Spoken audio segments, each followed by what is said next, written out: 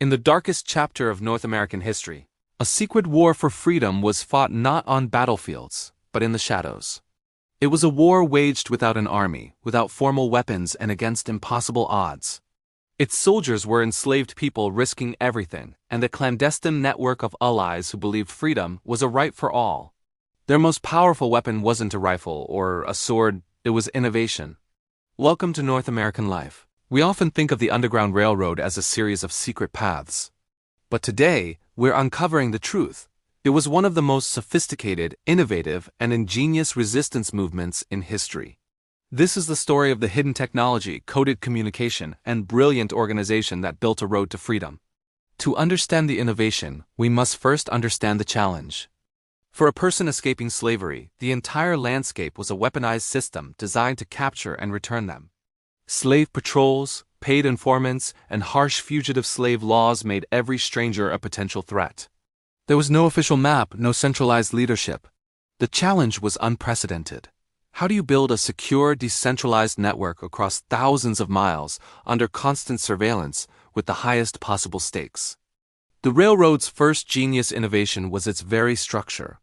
It was decentralized. It wasn't one single organization, but hundreds of independent cells. This meant that if one station was discovered, it couldn't lead to the collapse of the entire network. It was a system built for resilience, mirroring the internet of today. Each connection was a lifeline, but no single break could sever the entire web. This design wasn't just smart. It was essential for survival. Without smartphones or the internet, communication was the most dangerous bottleneck. The solution was a brilliantly crafted language of codes and signals hidden in plain sight. It wasn't called the Underground Railroad by accident. Guides were conductors, hiding places were stations or depots. Those seeking freedom were passengers or cargo. This linguistic innovation wasn't just cute. It provided plausible deniability. An overheard conversation about shipping some cargo would sound like business, not treason. Then there was the sonic network. Spirituals, sung in fields and churches, were more than songs of faith. They were a broadcast system. A song like "Steal Away" might signal that a conductor was nearby and it was time to quietly slip away.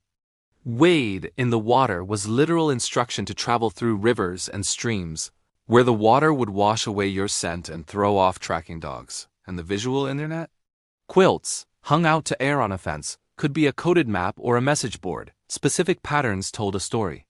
The monkey wrench pattern was a signal to gather your tools and prepare to escape.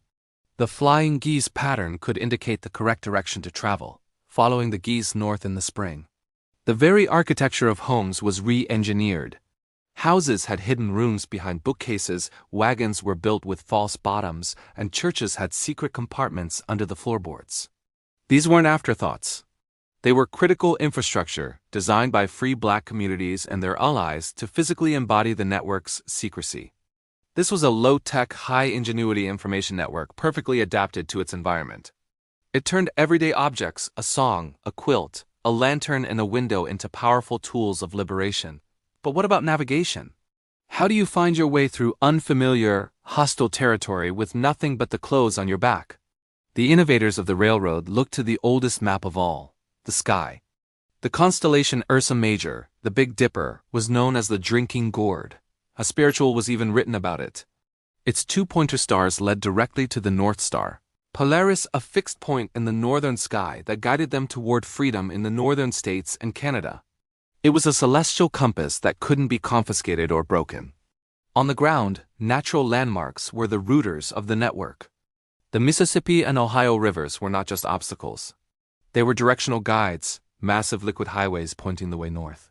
Moss growing predominantly on the north side of trees provided a constant terrestrial compass, a small but reliable signpost in the dense woods. And the ultimate master of this natural technology was Harriet Tubman. She wasn't just a conductor. She was a master navigator, an expert in reading the landscape. She could interpret the stars, the weather, and the sounds of the forest with unparalleled skill, allowing her to lead over 70 people to freedom on about 13 dangerous missions. Without ever losing a passenger, her innovation was a deep, intuitive mastery of the system, combining knowledge of the natural world with incredible courage. For many, the journey didn't end at the Ohio River.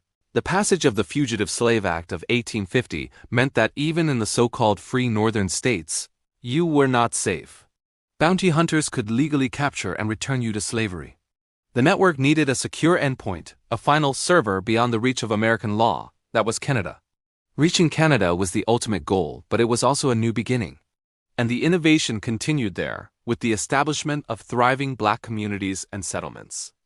These settlements, like the Dawn Settlement founded by Josiah Henson, and the Elgin Settlement, were innovations in community building.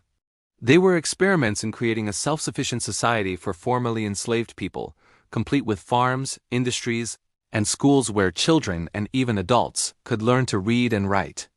They were the proof that the risk and innovation of the journey were worth it. Canada's role was complex. It was a beacon of hope, a legal sanctuary, and the final critical node in a network that stretched for thousands of miles. It was the promised land that made the entire perilous innovation of the railroad possible. The Underground Railroad was more than a historical event. It was a proof of concept. It proved that a decentralized, resilient network could triumph over a centralized, powerful oppressor. It proved that innovation isn't always about silicon and steel. It's about human ingenuity, courage, and the relentless pursuit of a better world. Its legacy is all around us. In the decentralized architecture of the Internet, in the coded languages of modern cybersecurity, and in the enduring spirit of every movement that fights for justice against overwhelming odds. The Underground Railroad teaches us that when people are determined to be free, they will engineer their own liberation. What other historical movements do you think used similar innovative tactics? Share your thoughts in the comments below. If you believe in uncovering the deep, innovative stories of North American life, please help us by liking, subscribing, and hitting the notification bell. Thanks for watching.